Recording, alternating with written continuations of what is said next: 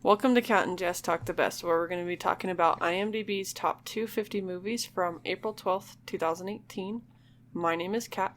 And I'm Jess. And today we are talking about number 172, Rebecca, which is a drama mystery romance film from 1940.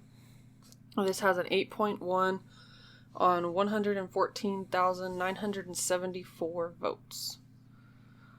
The mystery line that we are revealing today was from Shutter Island, and it was, "You'll shoot your eye out," which is from A Christmas Story.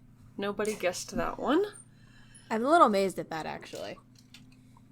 Yeah. How no one would get that. Well, we only posted it on Facebook because I was lazy, so... well, not lazy, I was busy, so... It's like, we're almost 100 people on Facebook. So yeah. One of them should have got it. Yeah, if they saw it, they probably would have. I have dark blue left. I have picked one quote from each month. So pick a month. August. Okay. Do you like scary movies? So make sure you take your guess on that one. We will reveal it in Kill Bill. So, the spoiler-free synopsis for this film: a self-conscious woman juggles adjusting to her new role as an aristocrat's wife and avoiding being intimidated by his first wife's spectral presence.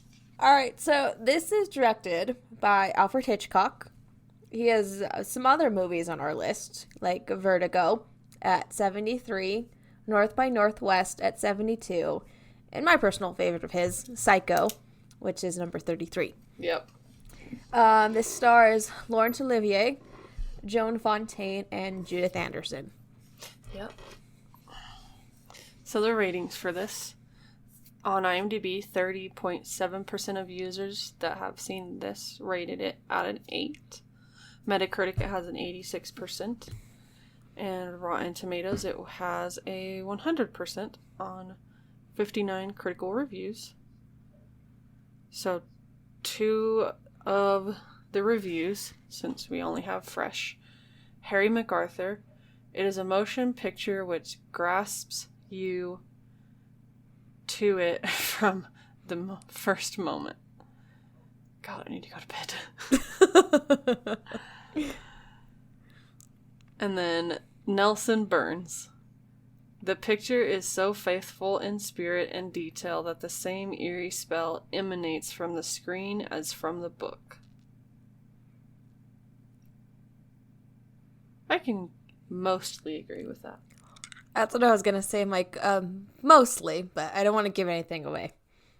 So the consensus: Hitchcock's first American film and his only Best Picture winner, Rebecca, is a masterpiece of haunting atmosphere, gothic thrills, and gripping suspense. Yeah. So, yeah. The money. The budget was $1.29 million. And the only thing I could find was international. It made $72,275. I don't know where it made money the rest of the time, but internationally, $72,000. So the awards. This did win 2 Oscars, had 5 other wins, and 10 other nominations. So we're going to talk about the Oscars that it was nominated, that it won, and that it was nominated for. So, like I said in the consensus, it did win Best Picture, and it also won Best Cinematography, Black and White, because at the time, Black and White was one of the categories. They were just starting to do color. So the nominations it had for Oscars were Best Actor in a Leading Role, Laurence Olivier. Best Actress in a Leading Role, Joan Fontaine. God. Best Actress in a Supporting Role, Judith Anderson. Best Director, Alfred Hitchcock. Best Writing and Screenplay. Best Art Direction, Black and White. Best Film Editing. Best Effects, Special Effects. And Best Music Original Score. Those were all the ones that it was nominated for, but got beat out. Huh. Just quite a few. That's a lot of nominations. Yeah, for back then, that was pretty good. 9, 10, 11 nominations, which is the same amount as Joker had this year, which was the one that had the most Oscar nominations. Yeah. So. It's like a Joker only won, what? 2. 2? Yeah. It's got to be a damn good movie to win all of those. It's true. That doesn't happen very often. Yeah. So, initial thoughts. I'll go. So I'm like, all right, Alfred Hitchcock. I'm totally in. You know, I love his movies. And then I saw it was the first U.S. film. Like, okay, all right, I'm good with that. And I read the book, of course. I love the book, so I will admit I had very high expectations going into this. And I'm not gonna lie, I was a little disappointed. Just a little bit. Yeah. Mostly because certain things that were changed from the book to the movie that I felt like they could have just kept it. But I could see why they changed it, but still. It reminds me of, we get to it, I'll talk about that. Yeah. But other than that little disappointment, there was some really good acting. Some really good acting. It stayed mostly true to the story of the book, I will say that. I will say Judith Anderson as Mrs. Danvers, she's like the creepiest character, and I loved it. She was amazing in this. Overall, I thought it was a decent movie. I could definitely tell it was one of his really early films, because it's one of his lowest ones on their list. Yeah. So, and it kind of shows. It does. Yeah. So for me, I read the book and I was like 2 chapters in and I was just like, didn't know anything about it. I didn't know anything about the movie, didn't know anything about the book. And I was like, what is this about? Because right now I'm just like, I don't understand. And I won't say that I was getting bored, but I wasn't quite enjoying it. So I went to IMDb and I looked at the synopsis for the film, which is that short one. And I was like, oh, cool, it's about ghosts. Awesome. Wrong. I was wrong. But I did enjoy the book quite a bit. So I was looking forward to the movie, especially since it was an Alfred Hitchcock film and it was his first one that he did for, like, in Hollywood. And I really enjoyed the movie quite a bit. The major change at the end I wasn't happy with, but I have trivia as to why they did it that way. Well, good. Yeah, I have an answer. Because I know you were mad and I was just like, well, that's kind of annoying. Yeah. Because I'm used to movies changing what the book does quite a bit. But it was just that it was so faithful to the book. And then, like, right at the end, it just changed it. And I was like, So, but I did enjoy it a lot. Acting was really good. I really enjoyed Miss Danvers. Loved her. That actress did such a great job. Judith Anderson, such a great job. But yeah, overall, this is a really good one. And I could see the Hitchcock in it. It may not be up to the standards of Psycho, but I could see it. I mean, Psycho's up there, though. Yeah. I mean, it's up there. Yeah. Like, especially for me. I love that movie, and I love the book Psycho, too, so.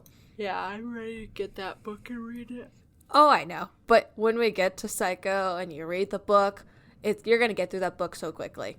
Yeah. I'm telling you now. Because you won't be able to put it down. Well, so far, the fastest I've read a book is, at least of the ones for the movies, was Shutter Island. I tore through that book. Oh, trust me. With Psycho, it'll be the same thing.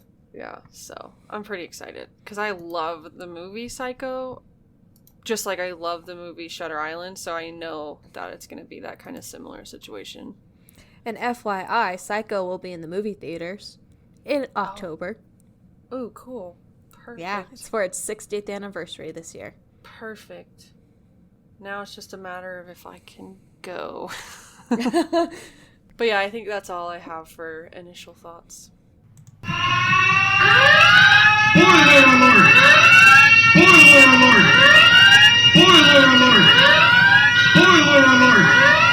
Spoiler alert! Spoiler alert!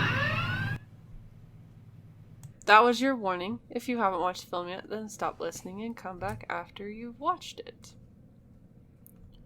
So I really was so happy that the first line of the book was the first line of the movie. I remember us talking about it, and I'm like, I'm going to be disappointed if it's not. And then it was. So I'm like, okay, I accept this. No matter what they do, I accept this. You're like, you know what? I'm okay. Yep. I'm okay right now. We're good. But, so we get to see, well, the second Miss De Winter is... Because that's literally what her name is the second Miss De Winter. We don't ever get her first name. Never. Even in the book, she doesn't have a name. Yeah. At all. So, she's talking about Manderley, which is a lot of the big houses in Britain have names. It's just how it was at that point. I don't know if they still have names now. Some of the big, huge ones do. But at that point in time, a lot of the big houses had names. So she's talking about Manderley.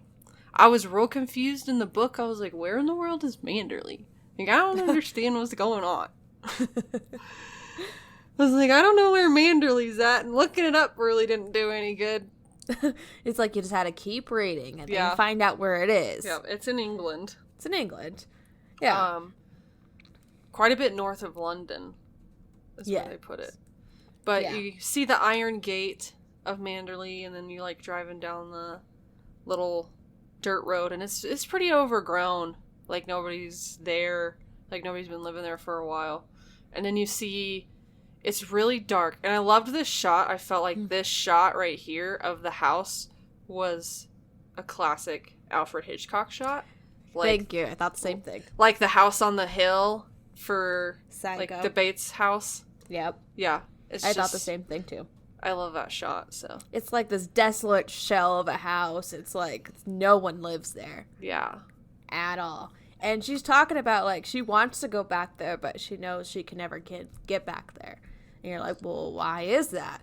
But you don't find that out till way later. Yep, we get a big, huge story about it.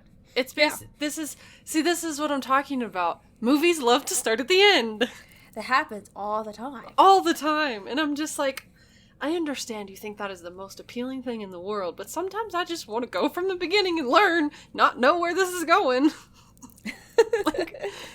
So it talks about how everything started in southern France. Yep. Monte Carlo. And Monte Carlo. And which you see I did not know was an actual place. Seriously? I thought it was just an alcoholic drink. So, yeah. Oh, Lord. It's a real place, Kat. Yep, I'm got it now. So you see this man, he's like looking over this edge of this cliff. And I'm like, okay, what is he up to? Like, what is this? Yeah. You're like, is he gonna jump? What's going on? And you see this woman, she's telling him like, hey, get away from the edge, you're gonna fall. Yeah. And everything. And that's the same woman who's been doing the voiceover at the beginning. Yep. Who is the second Miss De Winter. And she said she had her like a little sketchbook with her, and she'd been walking, you know, and he talks to her a little bit about, you know, why he's up there. Yeah. Like, he doesn't specifically come out and say it, but he was up there because he's trying to see if it felt different, I guess, because he does talk about it a long time later in the movie. Talks about how he had went up there with his wife, and that was where she told him everything. Like, how much of an evil woman she is, pretty much. Oh, yeah. So we go to the hotel that she's staying at, and she's sitting with this older woman. Her name's Mrs. Von Hopper, right? Mm-hmm. Yes. See, I got that right. And they see the man that would been standing at the edge of the cliff and everything, and Mrs. Van Hopper's like, oh, that's Max de Winter. Yeah. And so she calls him over and everything, and she's like, oh, you need to have coffee with us, you know? And he's like, no, you're going to have coffee with me. And he makes sure that the other girl is included. Yeah. He doesn't stay very long, though, because it seems like he doesn't want to be there. He's just being polite right now. Yeah. He's just, like, trying to get out of there. And, like, after he leaves, Mrs. Van Hopper gives her crap for being forward. I'm like, she didn't really say anything. Yes. He asked her a question, and she answered it. That's it. Yeah, I was like, she just sat there. But it seems like, book and movie, it seems like she just is mean to this girl, like, all the time. And the girl just, like, puts up with it. Yeah. I'm like, oh, okay, sure, why not? And she's talking about how he probably misses his first wife because, you know, she died, what was it, like a year ago? Yeah. And so, and then it goes to the young lady. It seems like the next day or something. Yeah. And she's going to sit down for lunch without Mrs. Van Hopper, and she knocks over this vase. I'll just say this now. This girl's clumsy. Yeah. She's clumsy. Yeah. Like, in the book, she's clumsy. In the movie, she's clumsy. Yeah. It works. She knocks over his vase, and Max is over there. He's in the same little restaurant area. He sees everything. He's like, you just have lunch with me. It's fine. You don't even have to talk to me. Mm-hmm. He's like, I was rude to not ask you when you walked by, and I'm not just asking you because you knocked over the water. Because she's, like, kind of hesitant. Yeah. She's like, what is this man doing? Why is he being nice to me? Yeah. I mean, well, that's a simple question to ask. I mean. Yeah. So they have lunch, and they're just kind of chatting, and he's, like, trying to find out information about her, like, what her hobbies are, and about her family. Yeah, how she came to be with Miss Van Hopper. And one of her hobbies is sketching, and so he's like, well, I'm going to take you somewhere in my car to go sketch. And I'm just like, that's not creepy at all. Totally. But, I mean, she goes along with it anyways. And he takes her somewhere to, like, draw. And she's drawing him. She draws him. And I'm like, it's not very good. Yeah, I was like, that's pretty bad. And then he starts talking about Manderley when they're up there. Yep. And he just seems, like, really, like, distant when he's talking about, you know, his home and everything. Yeah. And she, like, she accidentally talks about, you know, swimming and everything. And I was like, oh, and drowning. I'm like, oh. And he just stops. Yep, that kind of upsets him a little bit. Yeah, just a bit. Because she doesn't know. Yeah. What happened to his previous wife, whose name is Rebecca. Yep, so they go... My guess is they go back, because later we see the girl overhearing Miss Van Hopper talking about Rebecca, and, like, kind of talking about... She's on the phone, or she's talking to her nurse. One of the two. I think she's talking to the nurse. But she's they're talking about Rebecca and kind of like what happened and stuff. So that's when it kind of clicks a little bit for the girl. It's like, oh, she died because she drowned. Oh, Yeah. In a boating accident. And then so she goes in there and talks to Miss Van Hopper and says that she's going to go to her tennis lessons. But she goes downstairs and then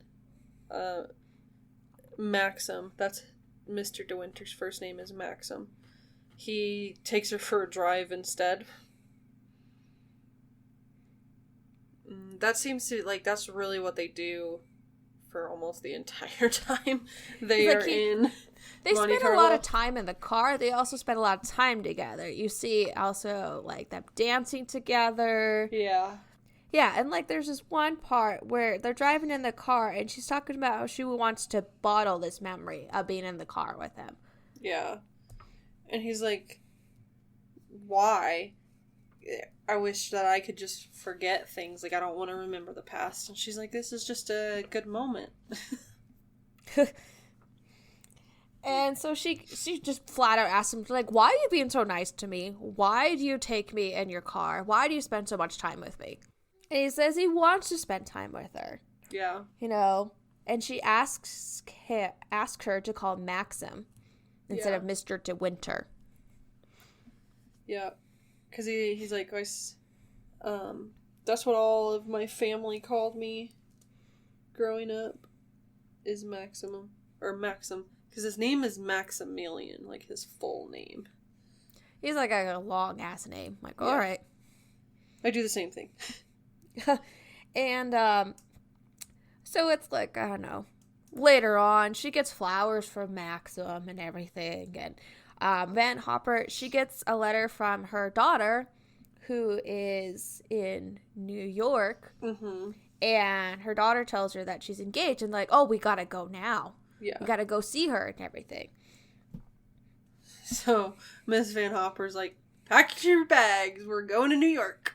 And so the girl, she's like freaking out because she doesn't want to go. Like, she wants to stay here with Maxim and not, like, she's afraid she's never going to see him again. So she's kind of going crazy, like trying to call his room and stuff. And then she goes down to the front desk saying that she's going to go, like, get their train ticket or something like that, see if there's an earlier train or something. But she just sees if Maxim is down there, had breakfast or anything, and the guy says no, he called his breakfast up to his lunch. So she goes up to his room and just like goes in, and he's just gotten out of, I guess, the shower or the bathtub, and she's like super upset, and she tells him that she's leaving to go to New York and just wanted to come say goodbye and see him one last time. And he's like, well, you can either go with me or you can go with her. And she's like, what? He's like, I'm asking you to marry me. I'm like, Yeah. well, that's smooth. Yeah. I was like, really? Really? That's the way you're going to do it? I mean, okay. And she's like, why would you want to marry me? I don't belong in your world. He's like, I'm the one who gets to say that, not you. Yeah. He's like, I enjoy your company, so. And so he asks her if she loves him, and of course she admits it and everything. Yeah. And so he's like, okay, well, that settles everything. We're good then. We're engaged. Yeah. And so they're like, well, who's going to tell Miss Van Hopper that I'm not going with her to New York? And the girl is like, well, you do it. Because I'm afraid. I'm like, hey, you're also the one who caused this. So. Yeah. So they go talk to Miss Van Hopper, and she's kind of like, she seems angry right at first, but then she goes into her congratulations and blah blah blah blah and everything. And then Maxim goes to get the girls' bags, and so when he's gone, Miss Van Hopper is like questioning the decision and saying that he's only gonna marry her because he's lonely, and she's like being super mean about it. It's like, you're gonna have a hard time at there and everything. It's like, Yeah. good luck, pretty much. Mm-hmm. In a sarcastic way. Yeah. But they leave. Her and Maxim leave, and Miss Van Hopper goes on her way to New York. They do get married. Yep. And then they head back to Manderley, because we don't really get to see their honeymoon at all. Just a little, just tiny bit of it right as they get married. So then they go back to Manderley, and she gets to see Manderley for the first time. And the staff is all waiting for them. And I love how they're pulling up and starts raining. Yeah. And they're in a convertible car. I'm like, well, that's smart. It starts raining, and so, like, they're all soaked when they get in there and everything, and she's, like, shivering. Yeah. So they get to start meeting all the people, and Maxim is like, oh, you and Miss De Winter will get along fine. You just have to... She has to warm up to you, and you have to warm up to her. Oh, Mrs. Danvers. Yeah, Mrs. Danvers. I think I said Miss De Winter. Yeah, well, I mean, they're both D's, so it works out. It's like, you could just leave everything to her. Just let her do it. It's fine. Yeah. So she gets to meet her, and I will say, she is the most Hitchcockian character in this movie. Oh, completely. She's got I was that like, feel. There it is. I'm like, there's that Hitchcock touch job. right there. Yeah, she does a great job. But, so they go up to Mrs. De Winter's room, and Miss Danvers is talking about how she needs a maid, that Alice will do it for now, but she needs her own maid. And she's like, well, I don't have one, so Alice will be fine. And she's like, no. She's like, no, you're a lady in your position needs her own maid. Yeah. I'm like, okay. And she's, they're talking, and you learn that Mrs. Danvers came with Rebecca when Rebecca first came to Manderley and everything. Yeah. And she runs the household. She, does everything that needs to be done. And then they're, heading downstairs. Well, Mrs. De Winter is heading downstairs, and Mrs. Danvers goes, across the way to the west wing, because they're staying in the east wing, I think. Yes. And so she, heads over to the west wing, and she tells Mrs. De Winter, if you ever want to see Rebecca's room, just let me know, and I'll take you over there. She's, being all creepy. And I'm just like, if I hadn't read the book, I would have been like, what's over there? Is that where the ghost is at? What? That's what I was thinking. I'm like, if I'd not read the book, I'd be like, okay, this reminds me a little bit of, Beauty and the Beast. What's in the West Wing? Yeah. That's what I thought of. It's like, what's in the box? But so, they have dinner. Mr. De Winter and Mrs. De Winter have dinner. And I always think it's so funny in these, older movies how they sit way across the way from each other. I'm like, not even close. I'm like, all right, whatever. And there's some movies that they really exaggerate it and make it the longest table they could possibly find. It's like, we get it. It was in Batman. That's the one, the 1989 Batman. You remember? Yes. They're sitting way across the table from each other.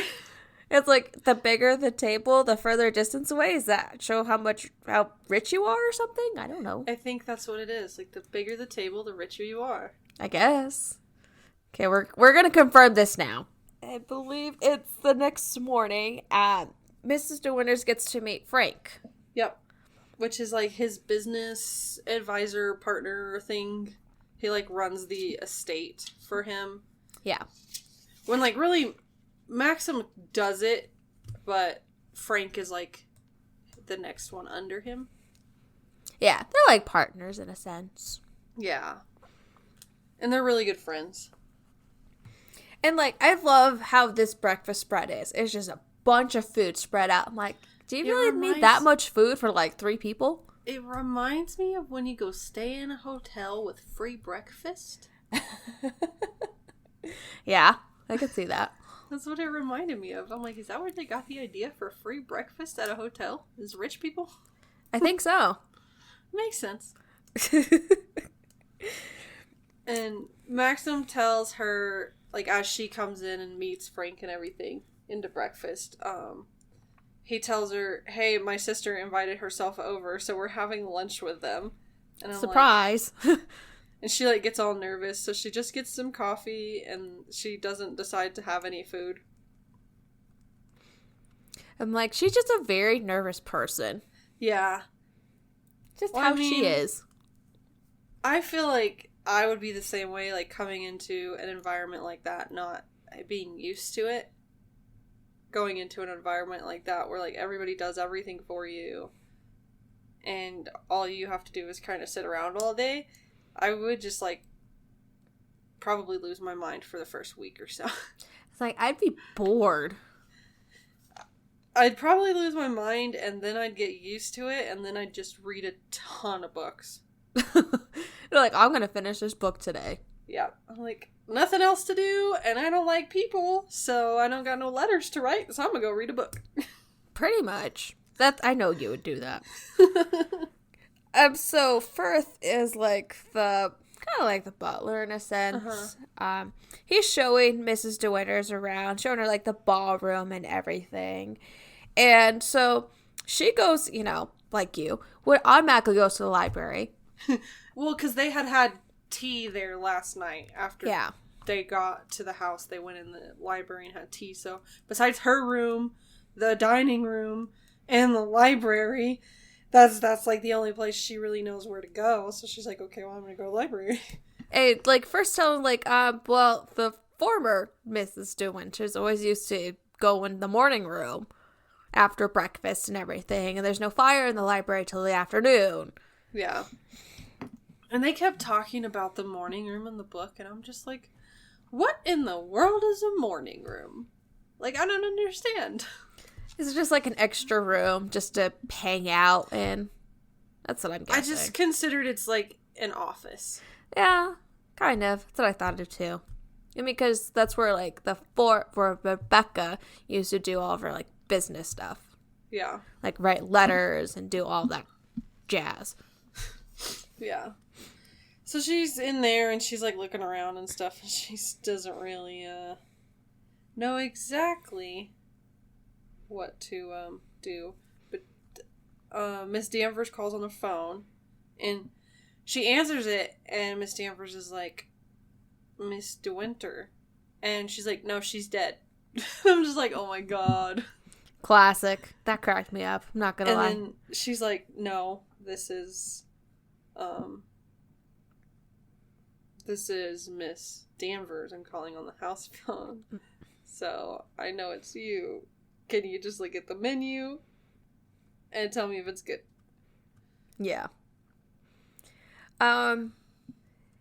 Then, after that, she accidentally, this is in the book, later on in the book, but it's in the book too. Yeah. She knocks over this Cupid. Yeah. China statue. And she's like, shit. And so she like picks up all the broken pieces and like hides in the desk. I'm like, yep. Classic. I would have done the same thing. Yep. And I'm like, well, that happened. Like, whoopsie. Oh, well. And then this sister arrives, Beatrice. Yes. She arrives, and Mrs. De Winter is hiding, just eavesdropping, listening to see what they're talking about. And then they come into the room or something, because they stumble upon her. I think she walks in, if I remember correctly. Does she end up walking in? Yeah, she walks in, and they're like, oh. Yeah. And she's like, oh, you're like herself. Nothing like Rebecca at all. Yeah. It's like, I expected something like similar, but no, you're completely different. Yep. And then Maxim and Frank come back, and so they're having lunch. And Beatrice is asking about the parties that they used to have, if they're going to start them back up again. And Mrs. De Winter's like, well, I don't know. I don't know what you're talking about, so. And then the lunch is kind of awkward because it's like they're tiptoeing around all the subjects that they can't talk about, but they want to talk about. Yeah. And then right before Beatrice and her husband leave, a little bit later, Beatrice is commenting on her clothes, Mrs. De Winter's clothes. Yeah. She's like, you should get a new haircut, or like do your hair a certain way, and you should get some clothes and stuff. And I'm just like, I just don't get it. But and so Beatrice likes Mrs. She thinks she's all right, yeah. Very nice to her and everything. Because Maxim did tell her, he's like, yeah, if she didn't like you, she'd tell you straight to your face. Yeah. And I'm like, man, that sounds like somebody I know. Me. Yeah, exactly. I'm like, yeah, I'm not gonna lie. She reminded me of you a bit. Yeah. Just with the bluntness. Yeah. I can see that. And so, after they leave, kind of relieved. So like, okay, good. Company's gone. We can be ourselves. So they go for a walk. Yeah, they go for the walk with the dog. Yep, Jasper. And he's a cute little dog. He's one of them dogs that it looks like he's real short and he looks like he's covered in mud. Yes. It's a very He's cute one puppy. of those dogs. I love those dogs. They're so cute. But I always think they're covered in mud every time I see them. Just because of how curly their hair is. Yeah. So, I just think it's funny. But so they are following Jasper along the path and everything, and he, like, runs off one direction. He leads him to the beach. Yeah. And then he takes off barking, and he heads towards this, like, little cabin thing, and Maxim's like, no, don't go over there, blah, blah, blah, blah, and Mrs. De Winter's like, well, I have to, because he could get caught in the tide, or hurt, or something. So she goes after him, even though Maxim didn't want her to. And she comes up to the little cabin, and a man comes out. And we get to meet Ben. Yes, this is Ben. We can't really have a movie, like a creepy movie, without the crazy character. Gotta have one. Because we had one in Friday the 13th. Yeah. So, you gotta have them. You have to. It's a staple of a kind of a mystery, thriller, horror type genre. You're like, who's this guy? But he, like, is sitting there talking to her. Like, don't throw me in the asylum and stuff. And she's out in the sea. She's never coming back. And Mrs. De Winter's like, I don't know what you're talking about. Yeah, and she goes and she looks inside the little cottage and everything. It's very, very well furnished. It's like someone had been living there or lived there, but it was very dirty. Like no one had lived there in a while. Yeah. And she finds some string to put on Jasper's, collar to take him back. Yep. So she goes back and finds Maxim, and he's pretty grumpy. Oh, yeah. With her. Super and grumpy. They head back to the house, and then it's like the next day or something, and Miss De Winter is talking to Frank about Ben. She's like asking him about Ben, and he's like, oh, he's harmless. You just let him do whatever. And then she's also asking about Rebecca, like asking all kinds of questions about how she died and all that. Yeah. It's like, how exactly did she die? And like, he explains how her, she went overboard in her boat. Yeah. Couldn't find the boat. And that she was found like months later and pretty far away. And was it Edgecombe or something? Yeah. And she talks about how people just keep comparing her to Rebecca. Yep. So she's not very happy, and Frank's like, well, no, I don't think so. And she's like, yeah. She's like, yeah, they keep comparing me to her. And she's like, how was she really like? Yeah. And he explains a little bit, and then he says that she was like the most beautiful woman he'd ever seen, and I'm like, well, that's kind of messed up. It's like, he paused for a second, though, when he said that. Yeah. So there's something else there. Yeah. And then it's like later that night or something. She has a new dress and she's changed her hair.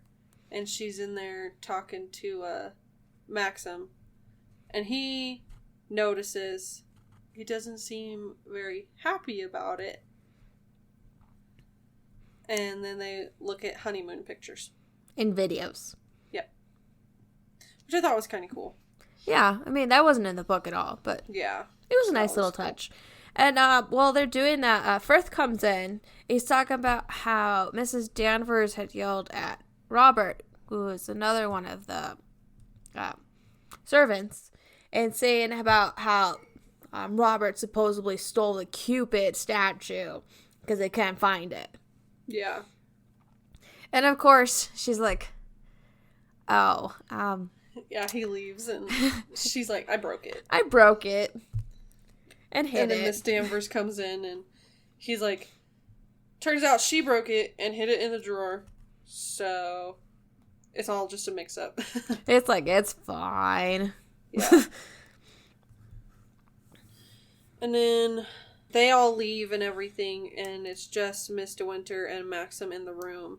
And he's still kind of upset at her for not saying that she broke it. And then she's like, starts going on and on about how she feels in like comparison to Rebecca, and like how she feels like everyone's judging her all the time. And so he's not very happy. He's like, she doesn't want gossip. And when he says that, he like flares up. Yeah. And then they continue watching the little videos and pictures.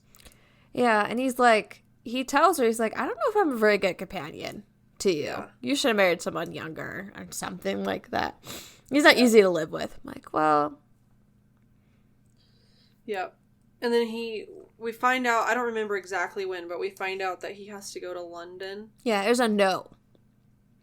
And so he's gone for the whole day. And she's like outside walking around inside, just kind of lollygagging, doing her thing. And she sees someone up in the West Wing where nobody normally is. And then she goes inside and hears voices, and it sounds like someone is up there with Mrs. Danvers. And so Mrs. De Winter hides because she hears them coming down. So she goes and hides behind a door. But, of course, Jasper is, like, not cooperating. Of course not. It's a dog. Yeah. And the person that was with Mrs. Danvers is Jack Favell. Mm-hmm. And we find out that was Rebecca's cousin. And it's like, try not to tell Maxim I was here. He's not a big fan of me. Super suspicious and everything. I'm like, and he like leaves outside like the window. I'm like really? Yeah, he's walking in and out the window. I'm like, I was like, I do love that actor. He's a great actor. It's funny. Yeah, he did a really good job. He was good. So then later, after he leaves, Mrs. De Winter's walking around looking for Mrs. Danvers. Mm-hmm. But she goes into Rebecca's old room because that's where she figures that Mrs. Danvers is, because she spends the majority of her time in there. And so she's like looking around, messing with stuff, picking things up. And then Mrs. Danvers shows up. And she's like, I would have shown you the room before. All you had to do was ask. She's just like being real creepy and everything. So creepy. And she's like sitting there talking about Rebecca and like showing her stuff and everything. And I'm just like, this woman is obsessed. Like, for real. Like, has like a shrine to her. It hasn't not done nothing to that room. Yeah. Since Rebecca died. I'm like, that's not weird at all. Yeah. And so Miss De Winter's like trying to leave because she's creeped out and like ready to go. But Miss Danvers follows her and is like talking about the ghost of Rebecca and how she'll never live up to Rebecca and stuff like that. She's really scaring the crap out of her, really. Mrs. Danvers is a creepy lady. We'll say that. Yeah. And then so she leaves and she's pretty upset, but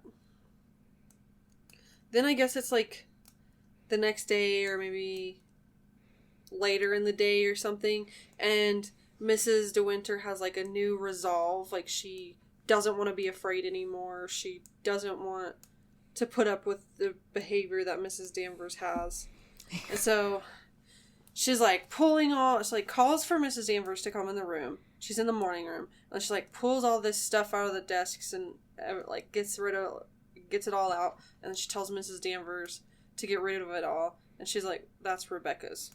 And she's like, well, no. I'm Mrs. De Winter's now, so you're gonna do what I say.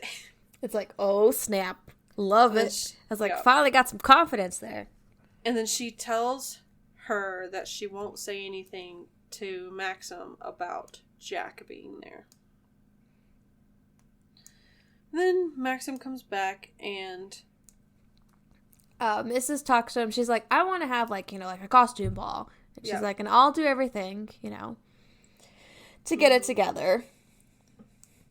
Yep. He accepts it. He's like, all right, if you want to do it, whatever. He's like, okay. And so you see Mrs. just start, like, sketching and trying to design her own costume. Yep. And then Mrs. Danvers comes in and she has these pictures that were in the trash can, and she's like, did you mean to throw these out? And she's like, yes, I did. She's like, if you're looking for inspiration, I would suggest the pictures in the gallery. She's like, particularly the one with the white dress, the Caroline de Winters one. Yep.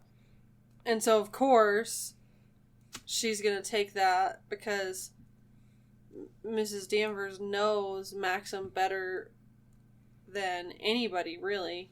Well, not really than anybody, but she knows her better than, she knows him better than Mrs. De Winters, So she's like, okay, well, I'll draw that one. Okay, that'll be my inspiration. Yeah, of course. And then it's the night of the ball and everything, you know. Beatrice shows up with her husband, Giles, and everything. And they're like... Beatrice offers to help with the dress, and Mrs. De Winter doesn't really want anybody to help because she wants it to be a big surprise. Yes. And so she's getting ready. Her maid is helping her out getting ready. And so then she's all ready and everything. And she goes downstairs. She comes up behind them and, like, gets them to turn around. And Maxim sees, and he is pissed. Super pissed. She's like, what did I do? Yeah. She runs upstairs. She's all super upset. And she sees Mrs. Danvers. She, like, goes and runs over to her. And is, like, yelling at her in Rebecca's old room, saying that she did this on purpose. She knew that it would upset Maxim. And then Mrs. Danvers said that Rebecca had worn the same thing. The year before. To the last one. And then we get the whole window scene where, like, Mrs. Danvers is basically encouraging Mrs. De Winter to kill herself. It's like... You can't take Rebecca's place, you know. It's like, no one's going to ever remember you. Just jump. It's like, oh, shit. Yeah. And then we see the, like, firework signal from the ship. Because there's a ship in the harbor that I guess has run aground a little bit. Or, like, hit a rock and is now sinking. And so the people are all running out to the ship and everything, yelling about the shipwreck. And... we see Maxim runs out there, and Mrs. De Winter sees that, so she, like, kind of shakes herself out of it, and then goes outside. And, she's, like, down there looking for him, but he's so busy and, like, doing everything that he can that she can't really find him. So Frank tells her about the boat, because she runs into Frank first. And so she goes... down there, and then she goes into the boathouse because she's like, well, maybe Maxim is in there. Yeah, he tells her that Rebecca's boat had been found. Yeah. Underneath, you know, because the other shipwreck kind of caused the divers to go down and find the other one. Yeah. Because they wanted to see what was wrong with, like, how bad the damage was on their own ship, and so they go down there, and then they see the wrecked one. You're like, oh, there's another boat down here, and this is Rebecca's. Yeah, so Mrs. De Winter goes into the boathouse and finds Maxim in there. And he's, like, she's asking for forgiveness about the dress. And he's like, what? He's like, oh, I forgot. Okay. Yeah. And she's like, can we just, like, start over? And he's like, we just can't. She's won. And he's like, what are you talking about? How's Rebecca won? And he talks about how there was a body found in the boat, Rebecca's boat.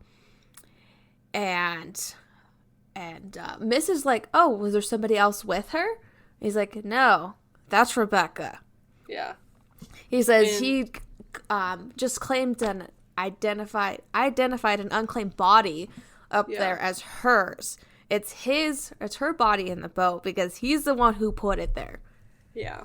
And when I read this in the book, I was like, what?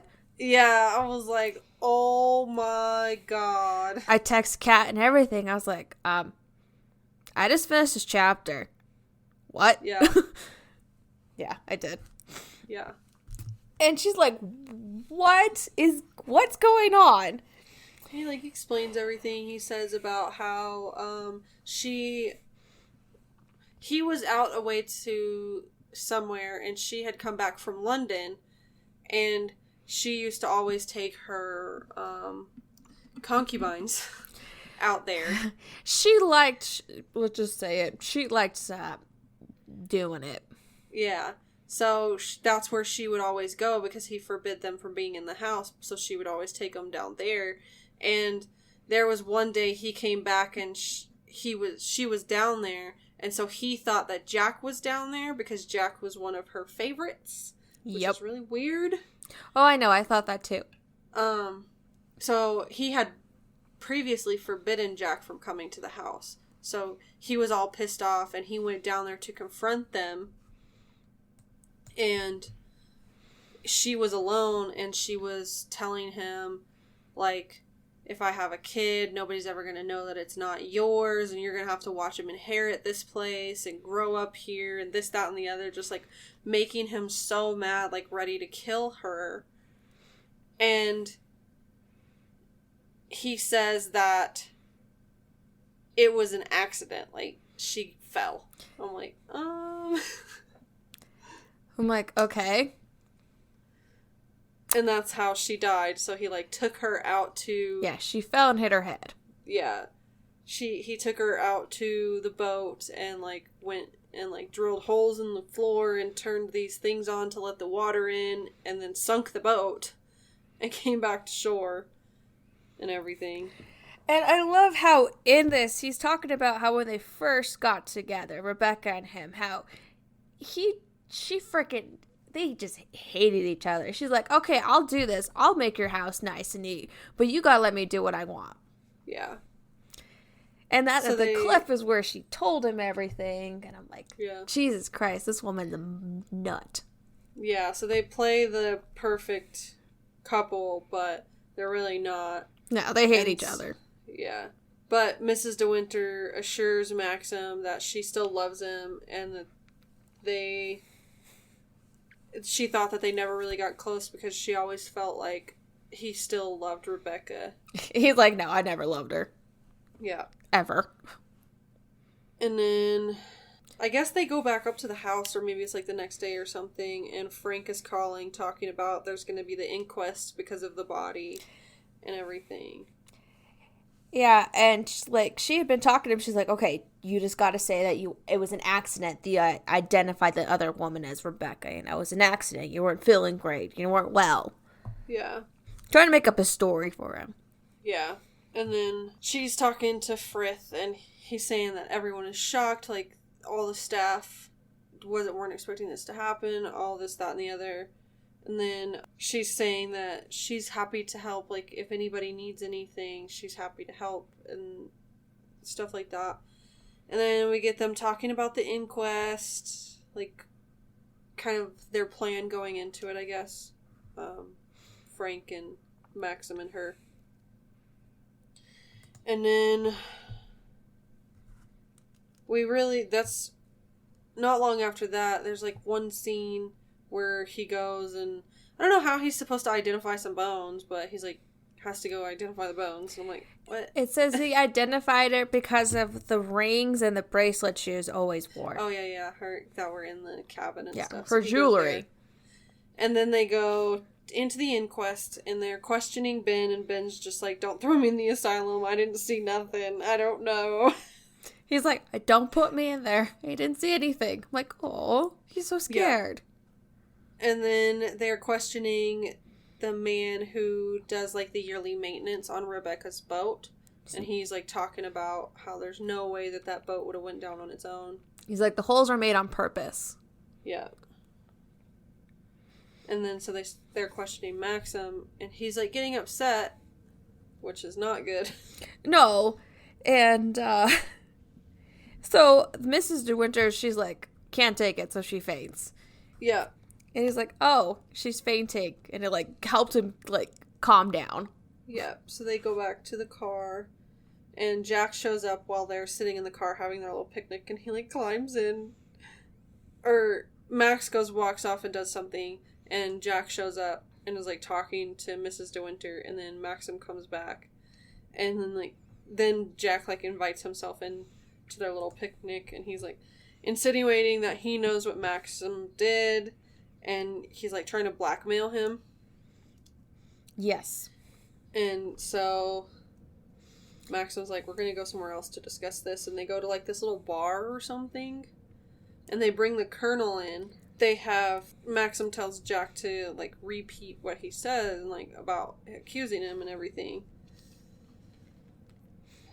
And he, like, goes into all this evidence about how this, that, and the other, like, oh, I have this letter that proves that she didn't kill herself, because that's what they determined. It was suicide. With the inquest, is that it was suicide.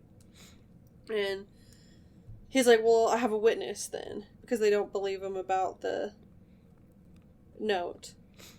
And so he brings in Mrs. Danvers, and they're questioning her, and she's like, Rebecca didn't love anybody, she just loved playing the game of men. I'm like, wow. Like, this woman, she knew what she wanted. I'll say that. Yeah. Gotta give Rebecca that. They ask about a doctor, because they had found out that she went to a doctor the day she died. And Mrs. Danvers is like, I don't know what you're talking about, because she didn't like doctors. But then she reveals how Rebecca did go to a doctor, Dr. Baker, in London. And so they're like, all right, well, now I gotta go talk to this guy. Well, Jack is like, see, she was pregnant. And so, like, everybody's, like, all worried about it. So then they go talk to that doctor. They're asking about Rebecca, and he's like, I don't remember that name other than in the newspaper. He's like, I would have remembered a De Winter. Yeah. He's like, but I did see a Danvers. I'm like, oh, so she just used a fake name. Yeah.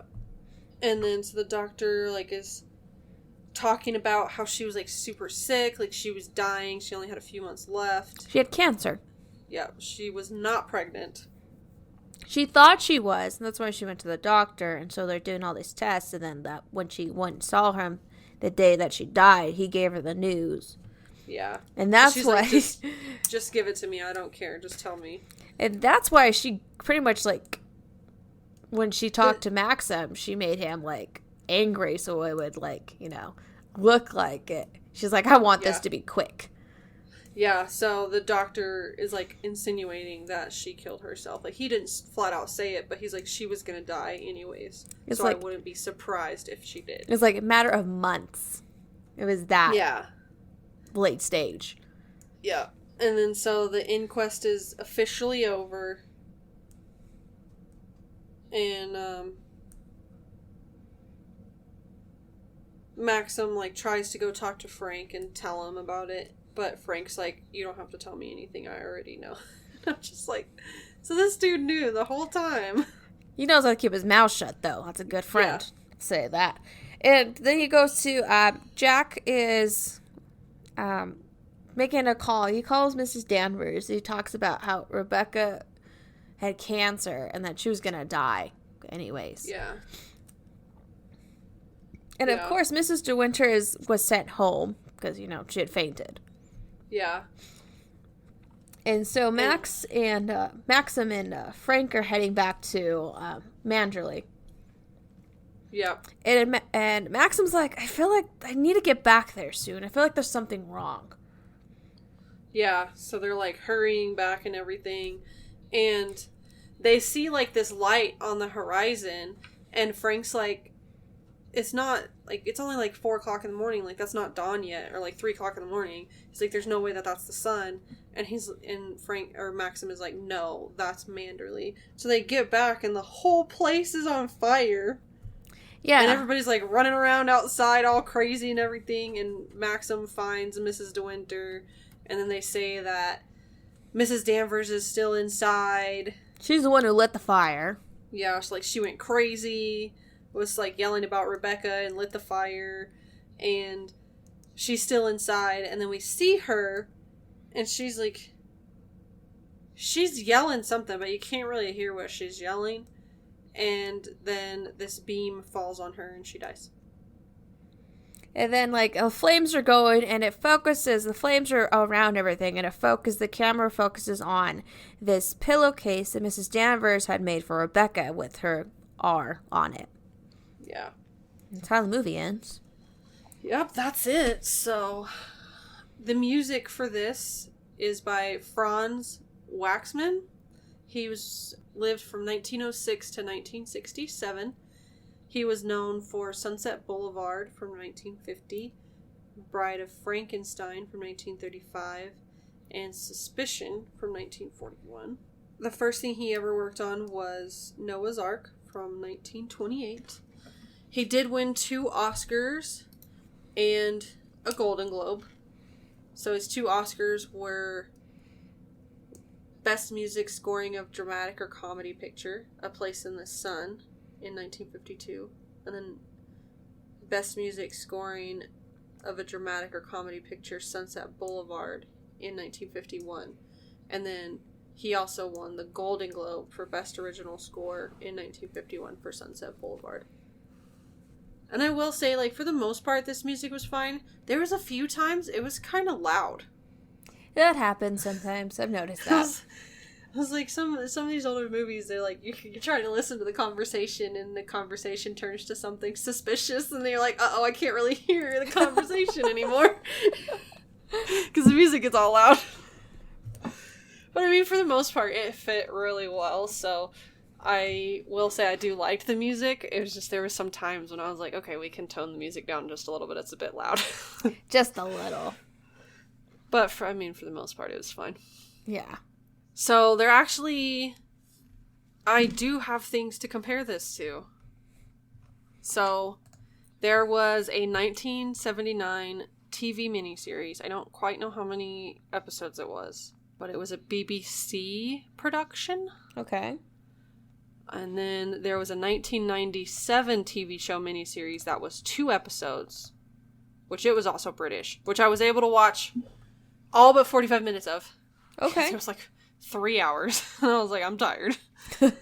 So that one, Maxim is played by Charles Dance, which if you know Game of Thrones, he's in that. He is Lord Tywin Lannister in Game of Thrones. Mrs. De Winter, the second Mrs. De Winter, is Amelia Fox. I haven't seen her in anything else. Mrs. Danvers is Diane Rigg, who she is also in Game of Thrones. She's the Queen of Thorns in Game of Thrones, which I absolutely loved her. She did a great job as Mrs. Danvers from what I got, because I didn't get to see the whole thing, but she did a good job. She's a very good actress. And then a couple other names of like people that I recognized. Faye Dunaway, who we had in Network, I believe. Yes. She played Mrs. Van Hopper. Oh, okay. Yeah. And then Geraldine James, she played Beatrice, and I can't remember what I recognized her from, but I know that I did. And I looked it up, and that's why I wrote her name down. In this, some of the things I wrote down that were different from the movie to this little TV miniseries. We get to see them have a lot of sex, which I was like, okay. Okay. So it was more of the romance bit, I guess. We get to see more of their honeymoon. And then more of the angry outbursts that Maxim has. There's one where they're at this little dinner party in Monte Carlo, and Miss Van Hopper is insinuating that he's like, she's trying to get him to stay, and she's saluting to Rebecca, and he like yells at her and storms out.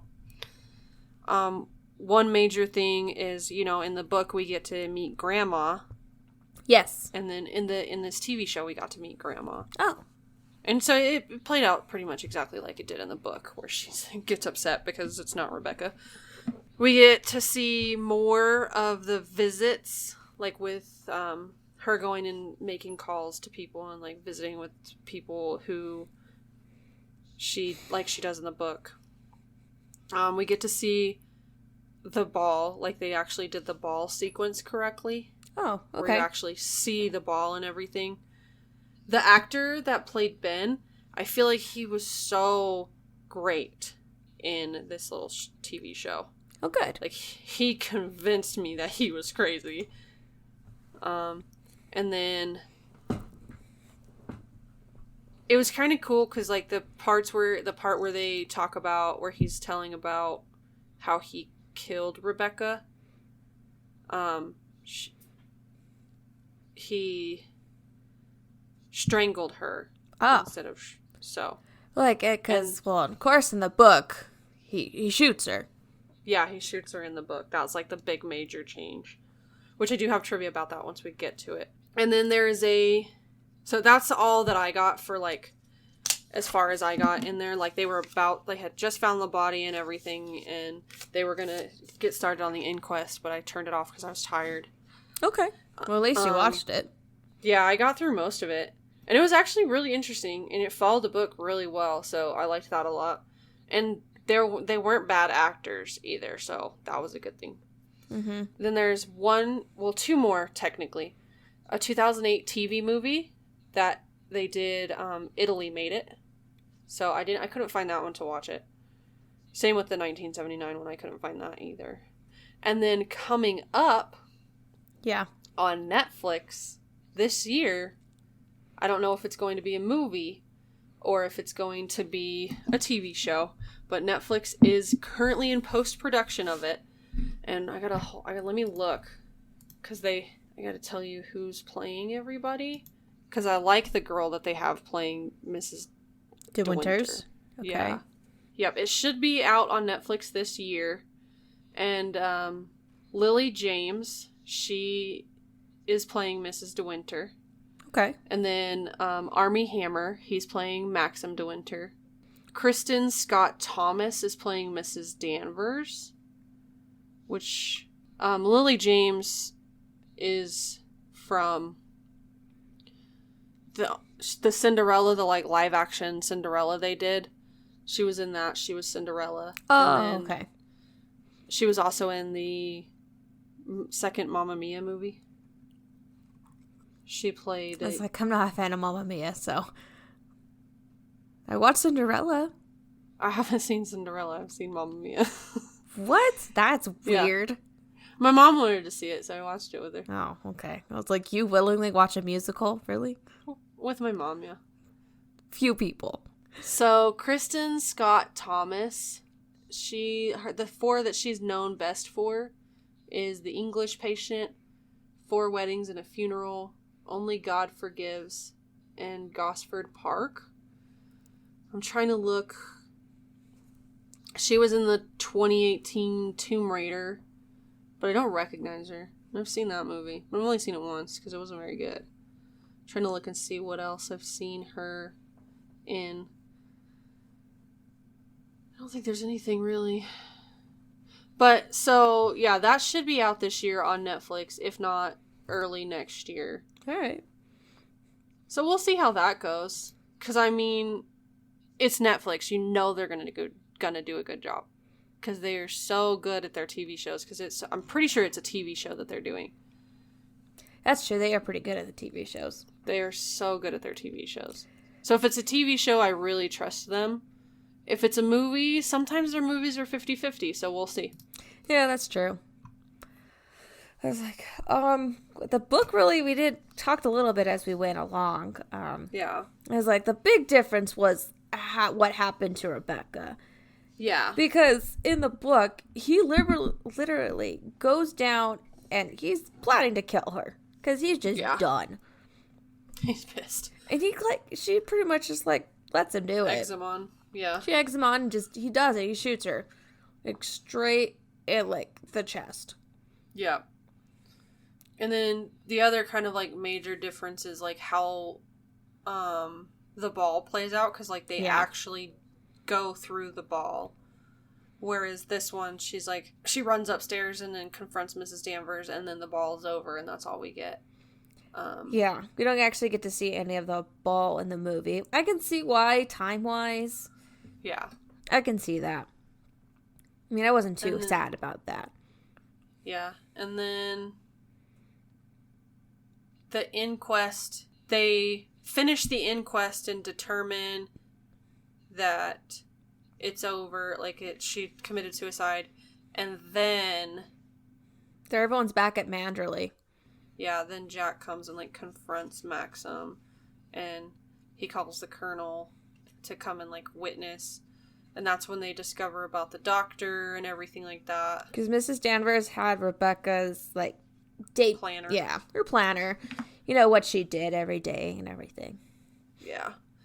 But that's really, like... the major differences. And also, in the book, it really tells there's a big age difference between Maxim and the second Mrs. De Winters. Because there's a big age difference in the book. There's, like, at least 20 years. Yeah, and you can't really tell in this movie. Like, you see the little bit of, like, gray hair in Maxim's hair. But, I mean, other than that, you can't really tell the age difference.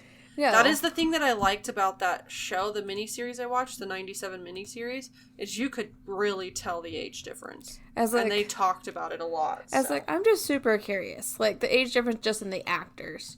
When this movie came out, he was 33, and she was pretty young.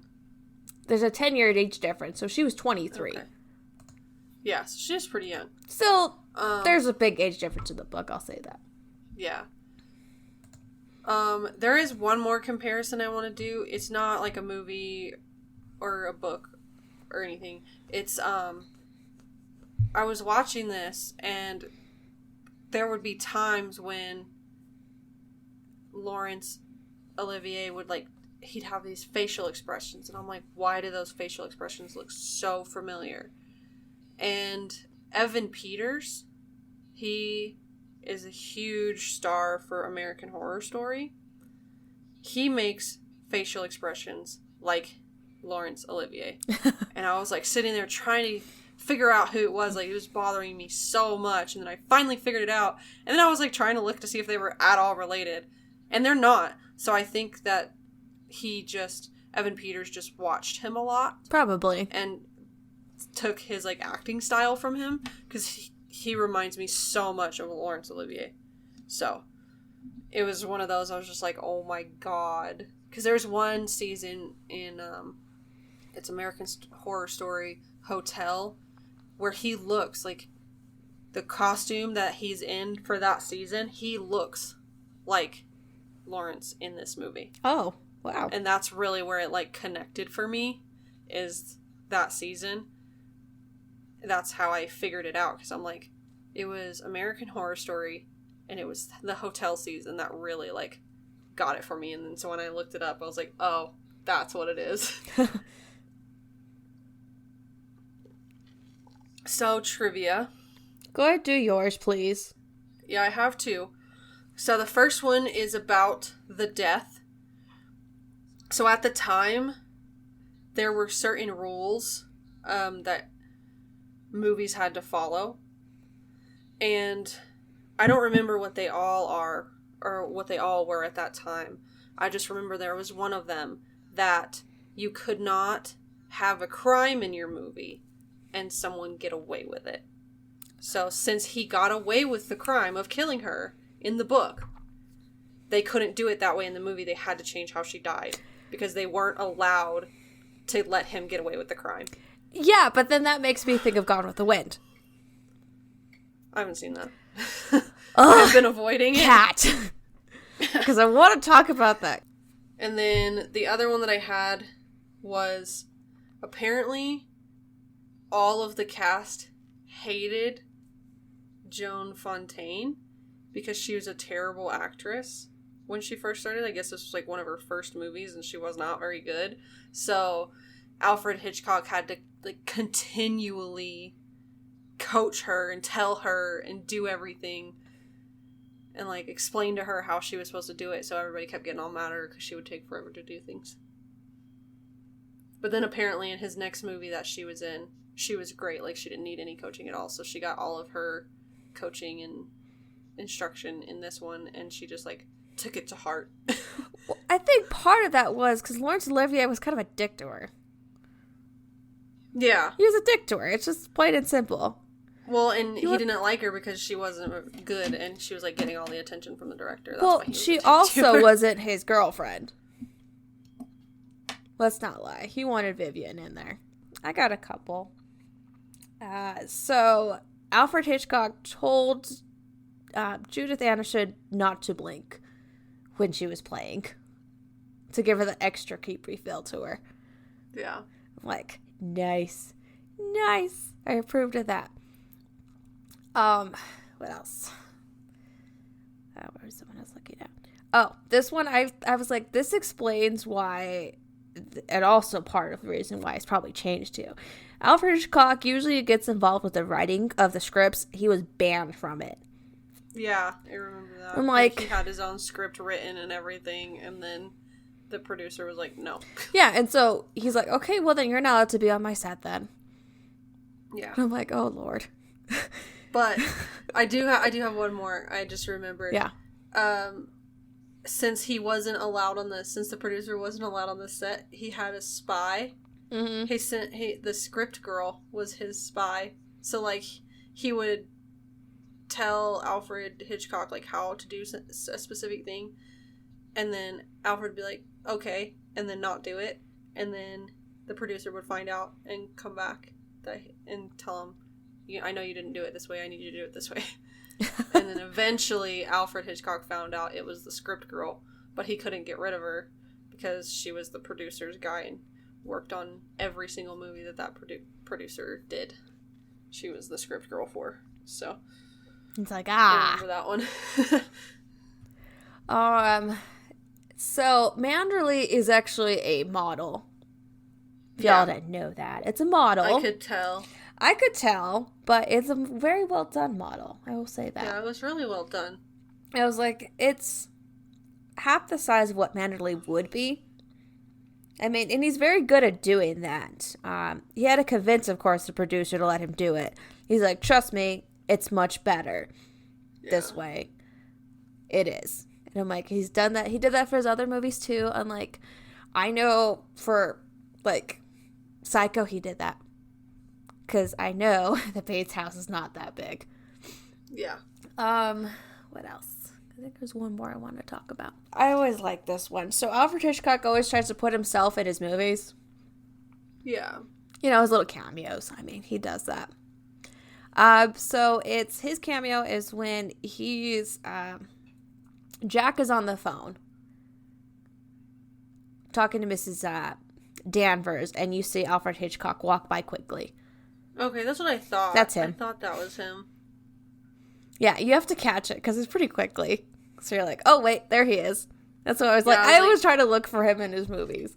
I was like trying to think about it. I was like, yeah, that's what I was thinking. I was like, that would be the only opportunity. Yeah, it's true. I mean, I did. Oh, you know that actor I was trying to tell you about, the one that played Jack in this. I think you would know him from two different things, Kat. I looked it up. So you know him from the Jungle Book. He was Shere Khan. Animated one? Oh, okay. Recognize the voice now? And he was also in the Batman television series from the 1960s. He was one of the Mr. Freezes. That's funny. I thought you'd enjoy that. That's awesome. It's like George Sanders is his name. I was like, oh, Kat would know the Batman one. Yeah, he did look familiar when I saw him, but I couldn't, like, place it. I was like, it's probably just the amount of movies that I've seen at this point now. I'm like, Batman. There you go. Yeah. I was like, I recognize him from All About Eve, but I like that movie. It's really good. It's on our list.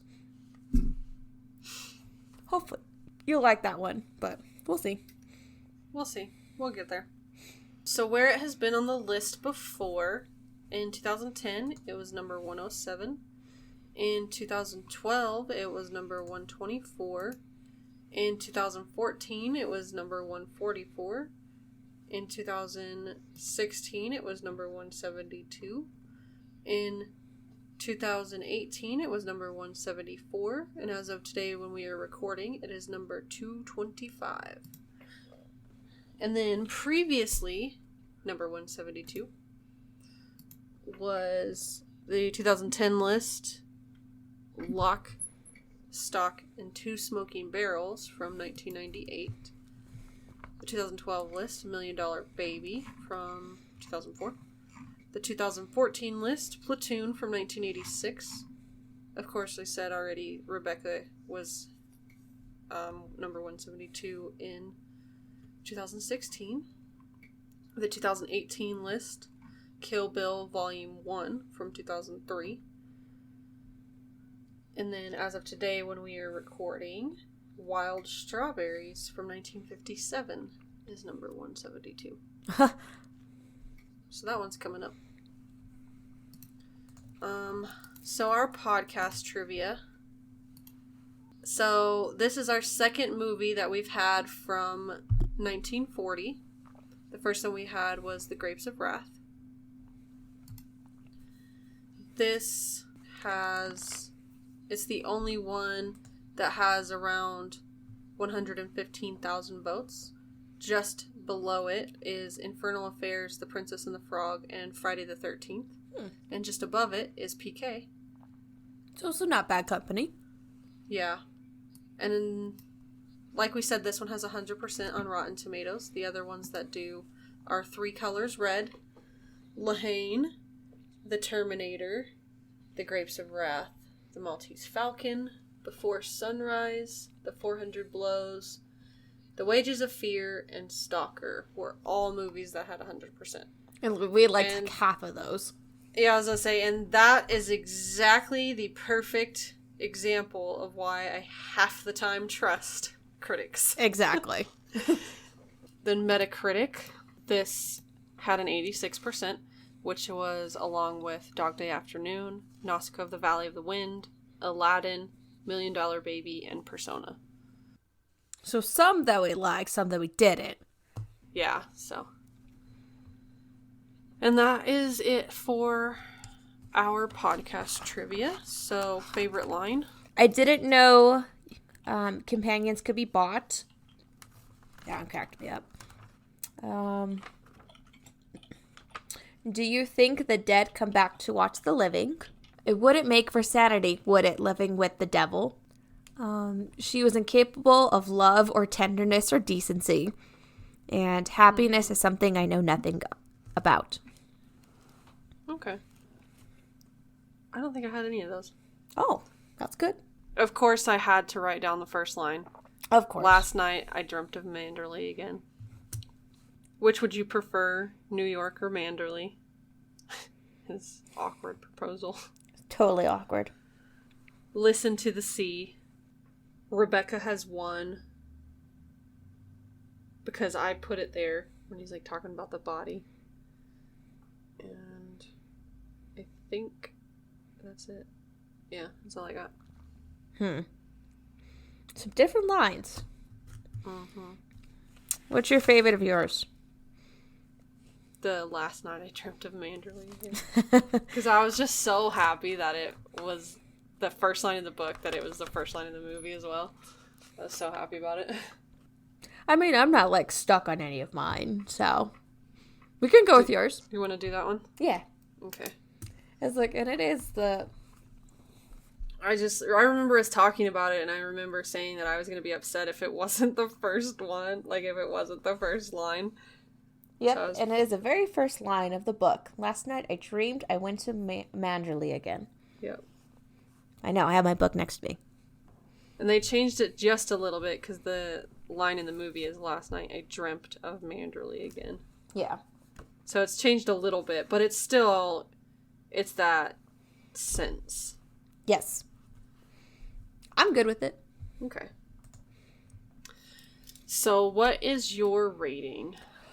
This is kind of hard for me. Mostly because I didn't like how they changed the ending, and I'm still irritated about that. And because I just think back to Gone with the Wind, I'm like, they let that happen in Gone with the Wind. Why can't they let it happen in this movie? There's a year difference. Where was Gone with the Wind made? Here? In the U.S. Same company, too, actually. Oh, yeah. So I'm like, really? Really? Come on. Yeah. I was irritated about that, but that's probably why I had to take it down a few pegs. I'm having a tough time deciding between a 7 and an 8. I'm probably going to go with my 7 on this one. It fits more with the 7s. I mean, it's Alfred Hitchcock, so I couldn't give anything lower than that. Yeah. Some good acting, I will say that. I loved Laurence Olivier. I'm not going to lie. I love him. Yeah. He's also a gorgeous man, so that totally helped. Judith Anderson, great as Mrs. Danvers. I'll give her that. Yeah, I had to knock it down a bit because of the change. I will say that. I was like, you could have left it the way it was, and it would have been fine. But yeah, other than that, that's the only reason why I gave it a 7. So for me, I gave it a 7 as well. Just because it's just really where it fit. Like, I enjoyed it a lot, and I felt like most of the changes that they did were pretty appropriate. Like, changes from the movie to the book. Or the book to the movie. Just that big one was pretty much, like, the changing of her death was my biggest issue. But, I mean, for the most part, I really enjoyed it, so. Yeah. I don't really have any complaints. Yeah, like, the book gives, like, you're like, oh my god, yes, Alfred Hitchcock could definitely do this book. Yeah. And you do feel it, like, you do see his little touches in the movie, but you can tell it's his first one in the U.S. Yeah. And he didn't have much control, as he would like. And Yeah. it showed. It showed. He kept getting his toes stepped on. Yes. So, as you see, this is his lowest one on the list. And you can see as he gets more control and he does more movies, it get higher on the list. Yeah. So yeah, that's what I've got for that one. So our next film is Tokyo Story from 1953. I'm pretty sure that one is in black and white, but I don't know what language it's in. I believe it's in Japanese, but That's let me what I look was really thinking. quick. I think it's in Japanese because I looked up the trailer. It's Japanese and English, but it's made in Japan. Yeah, that's what I thought. So yeah, that will be out next week. Our next event coming up is our Disney event, and it will be out at the end of April. The movies that I picked are Lilo and Stitch from 2002 and Oliver and Company from 1988. And I picked Mulan from 1998 and The Hunchback of Notre Dame from 1996. Yep, so those 4 episodes will be out the last Saturday of April, so make sure you check that out. It'll be a lot of fun. We are offering premium and Patreon. For $1 a month, you can get uncut episodes, early release episodes, and a bonus episode. For $5 a month, you get all of that, plus you're able to join us for a movie of your choice every 50 movies. And you get to vote on upcoming patron-only episodes. And then for $10 a month, you get all of that, plus we will do a live stream Q&A once a month where you can ask us pretty much anything and everything. And instead of it being every 50 movies, you can join us for every 25 movies, or you can pick an event that is not the Harry Potter event to join us for. And our special episode for the month of March is going to be our Razzie predictions, because they actually finally announced the date for the Razzies, and it is March 14th. Well, technically, we have 2 for March, if I remember correctly, yes? Well, one's a bonus episode that they pay for. The other one we're just doing for everyone. We will be doing on Friday the 13th. We will be doing the second Friday the 13th movie. Because we did the first one in December. Yes. Is when the last time the Friday the 13th occurred. So we're going to keep with that tradition, and that's one that everybody's going to get. It's not a patron or premium episode. So make sure you check out our Razzies prediction, as well as the second Friday the 13th movie. Those, I believe, will be out on the same day because the Razzie Awards are on March 14th. So yes, they are. Our predictions will be out the 13th. So if you can't help us that way, then you can help us out by leaving ratings and reviews.